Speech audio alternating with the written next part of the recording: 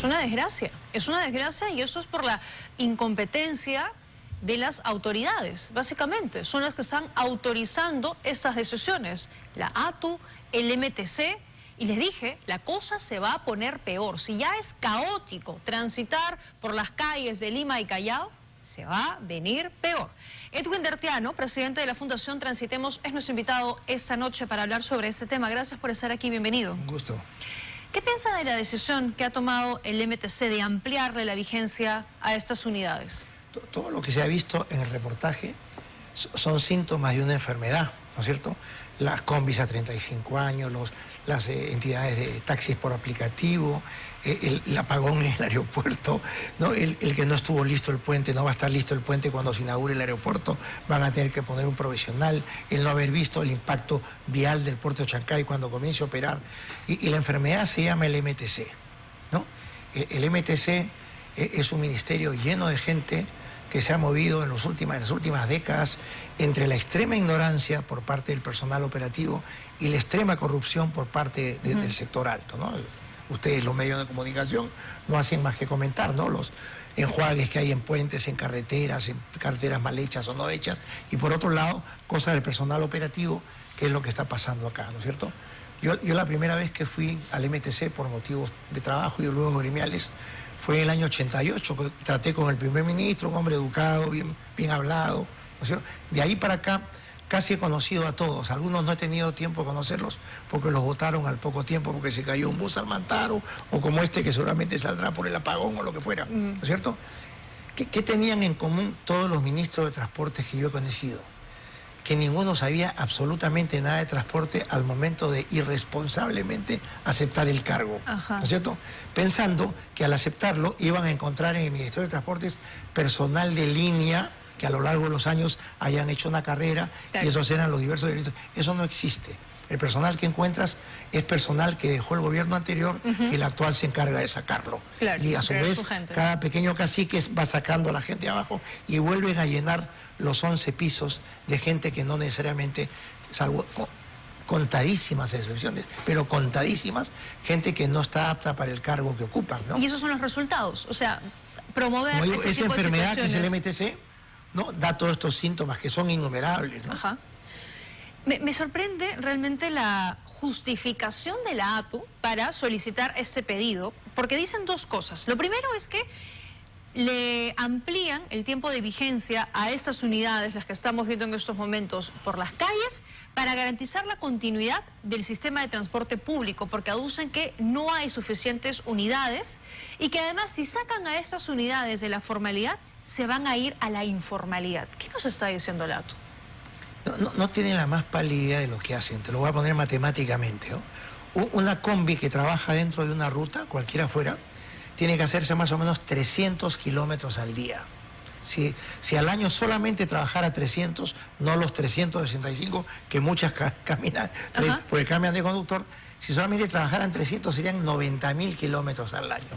En 35 años son 3.150.000 kilómetros. No hay ninguna combi que pueda dar. Tú cuando tienes un auto, ya a los 200.000 sientes que está muy gastado y que tienes que cambiarlo. Ahora imagínate, con 3.150.000, ¿qué puede transportar una combi y en qué condiciones? ¿En qué condiciones? O sea, ¿qué condiciones de seguridad, de garantía? La gente que aprueba no tiene la más pálida idea de lo que está haciendo. Esto no pasa revisión técnica. No tiene ni auto, no tiene ni brevete. La gente que da estas normas, nunca ha tenido un auto, ¿cómo se le ocurre? No, pero esto es criterio, ni siquiera hay que tener un auto. Es criterio, es ver cómo están esas unidades andando por la calle para que uno mínimamente se dé cuenta que no cumplen con las condiciones de seguridad. Y ninguna de esas tiene, no pasan revisión ninguna técnica. Tiene los 3.150.000 a la que le están empujando a tener. No van a llegar, obviamente, ¿no? Y en el interín van a contaminar, van a matar, van a quedarse malogradas, van a generar más congestión. ¿Quién maneja el transporte en el Perú? El transporte, como digo, no solamente son las combis, es el aeropuerto, es el puerto, es las revisiones técnicas, es el absurdo el sistema de examen médico, el brevete. No hay nadie que lo maneje. Nunca hemos tenido ministro de transporte. Lo máximo que hemos tenido ha sido ministro de carreteras, ¿no? Se han preocupado de la pista para abajo, que es donde está la parte más rentable, y han dejado en abandono. Y ahora tienen la frescura de decir que si sacamos a los informales, la cosa empeora. ¿Y quién permitió que el formal se convirtiera en informal. Pero el esto no MTC... es formal tampoco, ¿no? ¿Ah? O sea, esto no es formal. El representante de la ATU decía que estas combis que están en la formalidad se van a pasar a la informalidad. ¿Esto cómo va a ser formal? En absoluto. Lo formal es lo que tuvimos. Buses con paraderos, con choferes uniformados, con un itinerario. Mover la ciudad con la menor cantidad de vehículos grandes que se muevan, claro, y no con la mayor cantidad de vehículos chicos que ya no se mueven por la misma congestión que ellos generan. Esa tendría que ser la prioridad de la ATU y del MTC, que lejos de eso lo que hacen es retroceder y decir, salgan a las calles. Si, por ejemplo, funcionara bien la ley del chatarreo, esas unidades ya no estarían en la calle tampoco. Bueno, si funcionaran bien las revisiones técnicas, también no deberían muchos y la carros, fiscalización, ¿no? Ninguno de los que estamos viendo debería estar en la calle ahorita. Ninguno de esas combis, si funcionaran las revisiones, pero todas seguramente tienen su ticket de haber pasado la revisión. No, ¿y sabe qué? Y seguramente también tienen un montón de papeletas y a la hora de la hora no pasa nada, porque no hay tampoco fiscalización. No, la judicializan. O sea, al estar la papeleta judicializada, duerme el sueño de los justos, pues, eternamente. Entonces, ¿en qué momento le echamos una miradita a la presidenta, al premier, de, oiga, ¿podemos seguir con un Ministerio de Transportes así? ¿O necesitamos reestructurar el Ministerio de Transportes para que maneje una actividad tan importante como es el transporte? Ni las personas, ni las empresas, ni la ciudad, ni el país puede vivir con este transporte. ¿Queremos entrar a la OCDE? No. Vienen a echar una mirada cómo está nuestro transporte, oiga, mejoren el transporte y después llamen de nuevo. ¿Qué te van a aceptar un país con este sistema de transporte? ¿Se imagine que vengan los representantes a nuestro país, que ni siquiera puedan aterrizar porque no hay luces, salen y se van a encontrar con este servicio en la avenida con casos José? Fortuitos. Con casos fortuitos, claro, porque esa es la respuesta que da el ministro, ¿no? Esto no tiene para nada de fortuito si lo trasladamos a ese punto. Mira cómo están las unidades y eso va a regresar a las calles y va a seguir operando y nadie se toma la molestia de tomarse este tema en serio. Por lo que usted decía, el problema de fondo. No hay autoridades que les interese. Hay autoridades que son incompetentes y que simplemente lo que están haciendo es alargar esta situación. Este tema, por ejemplo, del aeropuerto, ya se veía venir. Los medios de comunicación hace un tiempo, para 1 año o 2 años, sacó un reportaje en el mismo centro donde se administra el tráfico aéreo. La gente llegaba tarde, cansados, unos se echaban a dormir y al final no estaban operativos todos los controladores que tenían que estar operativos. ¿En manos de quién está nuestro aeropuerto? Así vamos a manejar el aeropuerto más importante de América del Sur. Eso tiene que cambiarse de raíz. Todo esto tiene que cambiarse de raíz. ¿En qué momento? No es el ministerio, es nuestro Ministerio de Transportes el que maneja. Tú te has llegado acá con transporte, sea individual, propio, taxi, y te vas a ir a tu casa con transporte.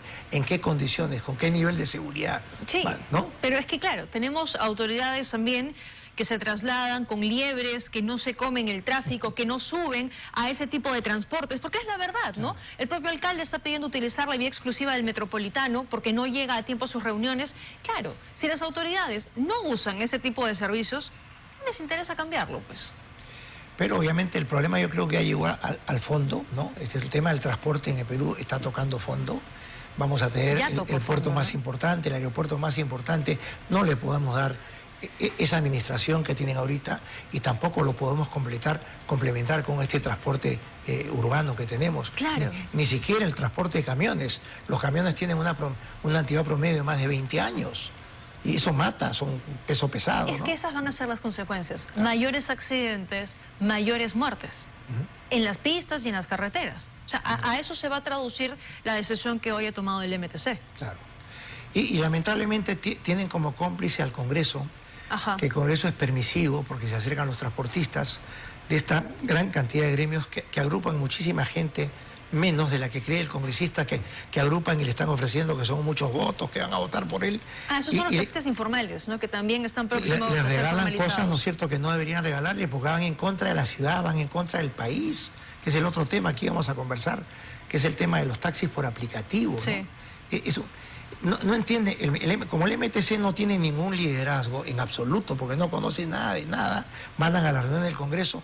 El otro día asistí a una reunión de la Comisión de Transporte del Congreso por un gremio, y la persona que mandó el Ministerio de Transportes era un abogadito con escasos 3 meses en el ministerio a defender una posición. No defendió nada, pues si no tiene posición. Van simplemente por hacer acto de presencia. Claro, ¿Estuviste? Sí, estuve en la reunión. Punto, ¿no? Entonces, El Congreso ha venido contra el tráfico, convirtiendo el transporte en una agencia de empleo.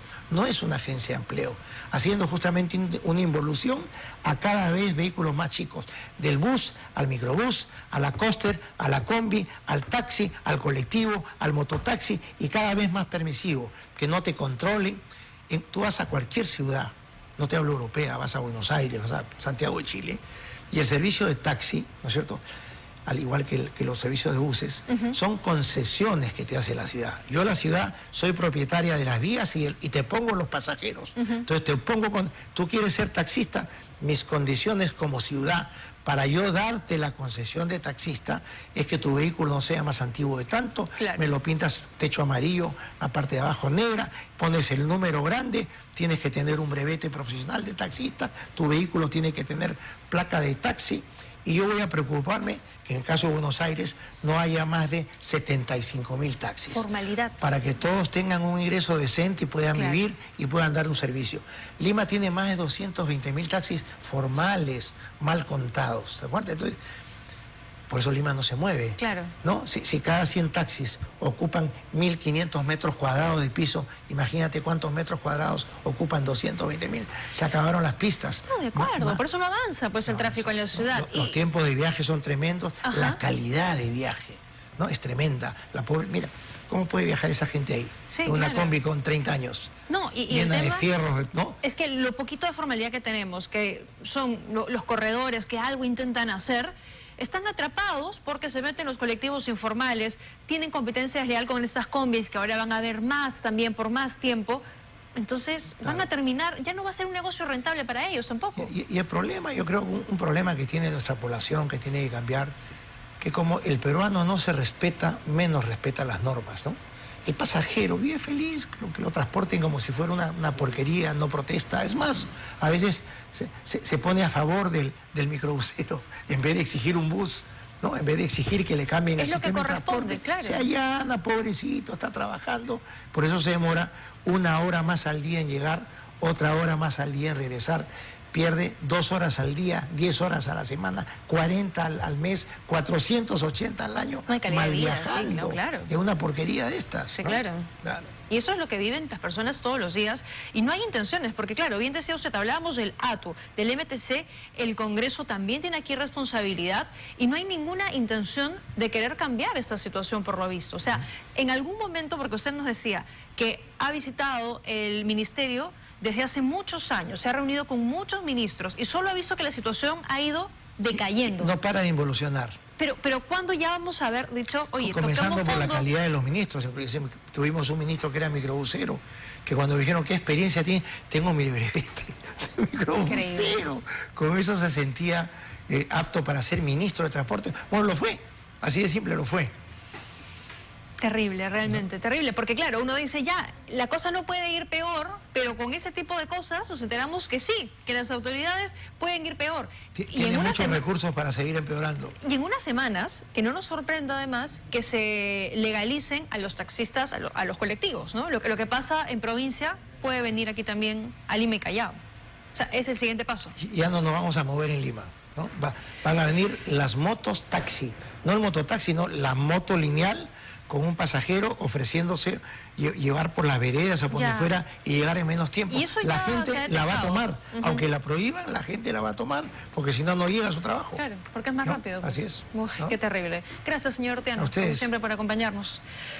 Muy bien, complicada la situación, ¿eh? Complicada, pero sí, nos toca tomar un papel y exigir, por supuesto, buenas unidades, buen transporte público, que es lo que merecemos.